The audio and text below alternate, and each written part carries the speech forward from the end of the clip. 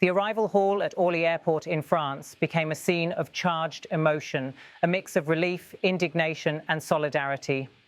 14 French citizens, all participants in the Gaza-bound flotilla, stepped back onto French soil after being seized at sea by Israeli forces and expelled.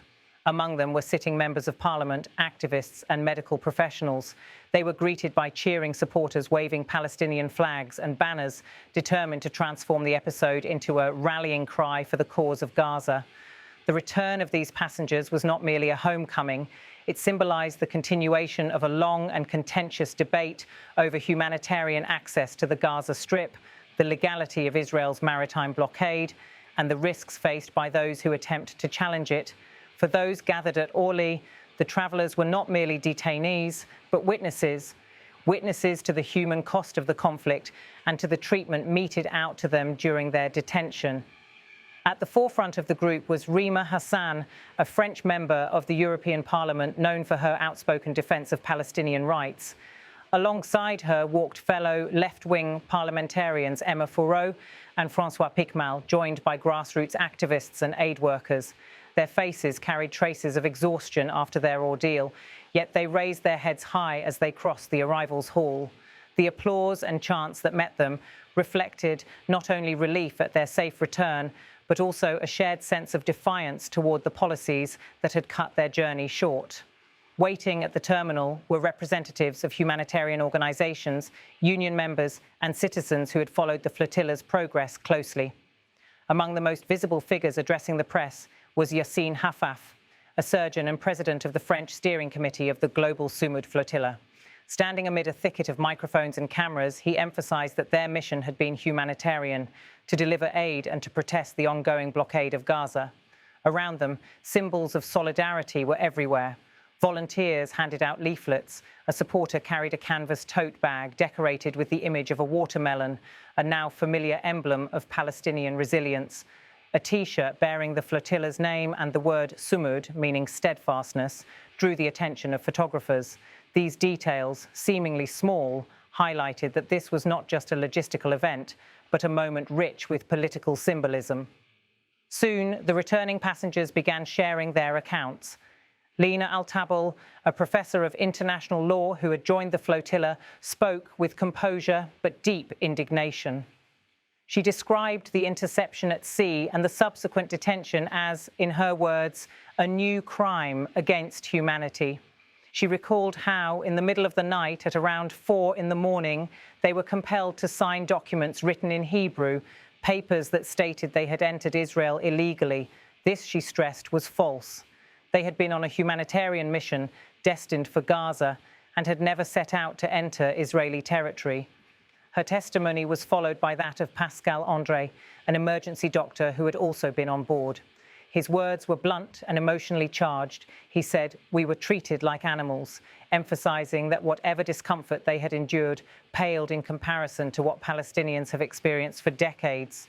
He referred to 75, even 78 years of what he saw as oppression and displacement, and called for an end to policies driven, as he put it, by outlaws like Mr. Netanyahu or Mr. Trump. The crowd listening at Orly fell momentarily silent at his words before breaking into applause.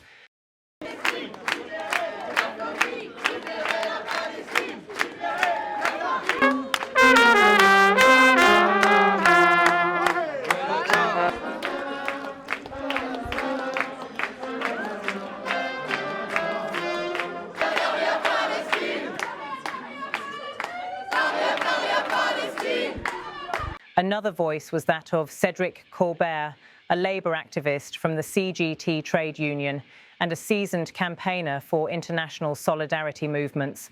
Reflecting on the mission, he acknowledged that its core objectives had not been achieved.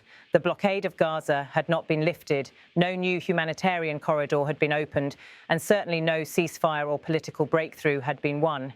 Yet he argued that the flotilla's effort had been worthwhile.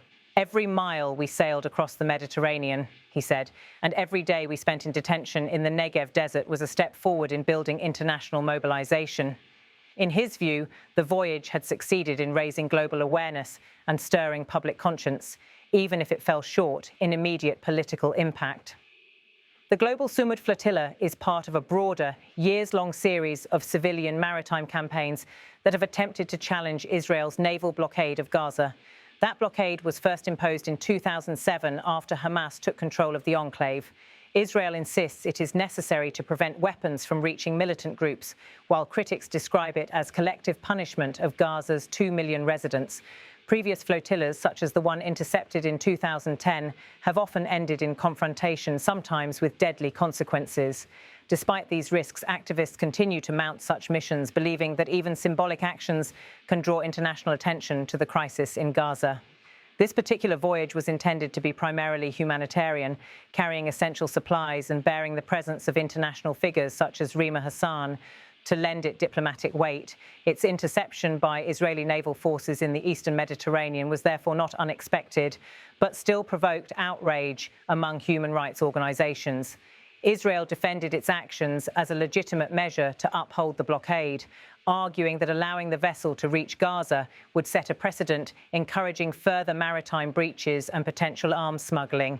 For the returning passengers, the ordeal at sea and in detention has left a lasting impression. Many described rough handling during their capture, long hours of questioning, and being confined in austere facilities in Israel's southern Negev region.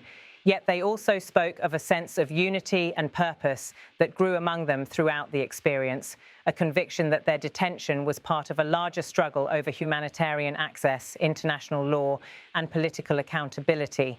The political reverberations of their return were immediate in France.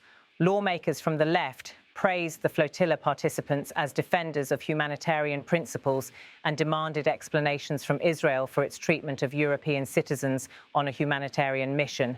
Government officials in Paris have so far limited themselves to calling for respect for humanitarian law and de-escalation, careful not to deepen diplomatic tensions with Israel. The incident has reignited debates in the French media about the country's stance on the conflict and about the role European parliamentarians should play in such activist missions. Internationally, the episode adds to the pressure on Israel as it faces scrutiny over the humanitarian situation in Gaza. The United Nations has repeatedly called for improved access for aid deliveries, and several European leaders have expressed concern over the blockade's impact on civilians. While governments remain divided on the flotilla's tactics, with some calling them provocations, the stories of those who endured arrest and expulsion continue to shape public opinion.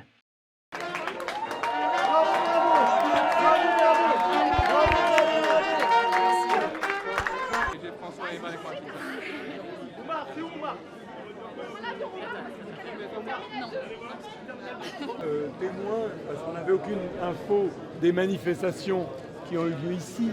Déjà, on est en train d'imaginer d'autres actions. Si Gaza ne connaît pas la paix, il faut...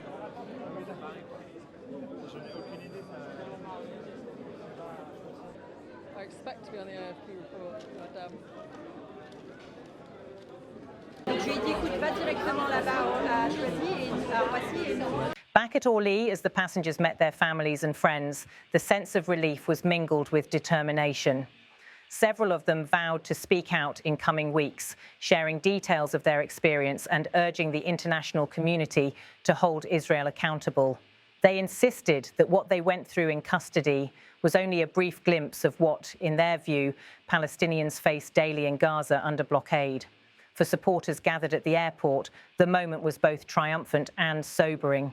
They hailed the returnees as voices of conscience, but were reminded of the formidable obstacles to changing policies on the ground. Chants calling for an end to the blockade mixed with applause for the flotilla members' courage. The scene encapsulated the ongoing tension between the power of symbolic protest and the entrenched realities of political conflict. As the crowd gradually dispersed, the activists prepared for their next steps: media appearances, meetings with lawmakers, and perhaps renewed efforts to send aid to Gaza. Whether their stories will translate into concrete political pressure remains uncertain, but their return has once again drawn global attention to a blockade that has endured for nearly 2 decades and to the humanitarian toll it continues to exact. The Orly homecoming may not have changed the situation in Gaza overnight, but it rekindled the debate in Europe over the balance between security measures and humanitarian obligations, and it reminded the world that the struggle for Gaza's access to relief is far from over.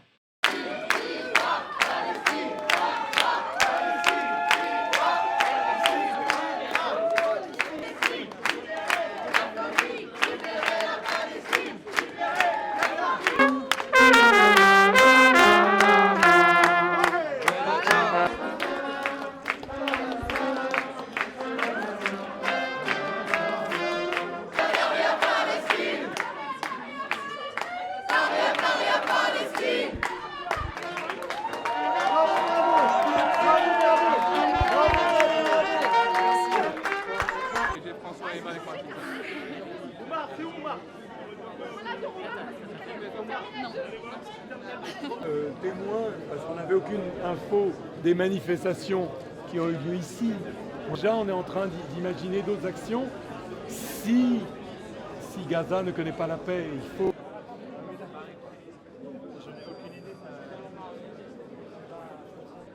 I expect to be on the AFP report, but Donc je lui ai dit écoute, va directement là-bas à Choisy et Roissy et nous. De l'équipe organisatrice. Il y en a quelques-uns quand même de chez nous qui sont partis. Voilà, Israël, elle a commis en nous détenant un crime, une nouvelle crime contre l'humanité. Et aussi, elle nous a fait signer à 4 h du matin, elle nous obligeait à signer tout le temps des papiers en disant, en hébreu, en disant que nous sommes rentrés en Israël d'une manière illégale. Alors nous étions en mission humanitaire pour Gaza et nous nous sommes retrouvés en Israël. Voilà. Les animaux. Nous avons été traités comme des animaux et ce que nous avons vécu n'est rien par rapport à ce que vivent depuis si longtemps, 75 ans, 78 ans, Palestiniens et Palestiniennes. Donc il est temps que tout cela s'arrête. Il est temps que nous nous respections. Il est temps que le droit ne soit pas mis en place par des hors-la-loi comme M. Netanyahou ou M. Trump. Il n'est plus possible. C'est que, l'objectif initial, qui était de lever le blocus, d'ouvrir un couloir humanitaire et de stopper le génocide, il n'est pas atteint. Et pour autant, la mission de la flottille, on peut considérer que c'est un succès, dans la mesure que chaque mile parcouru dans la Méditerranée, chaque jour de détention dans le Negev, ça a été une étape supplémentaire de l'augmentation de la mobilisation internationale. Donc à ce niveau-là...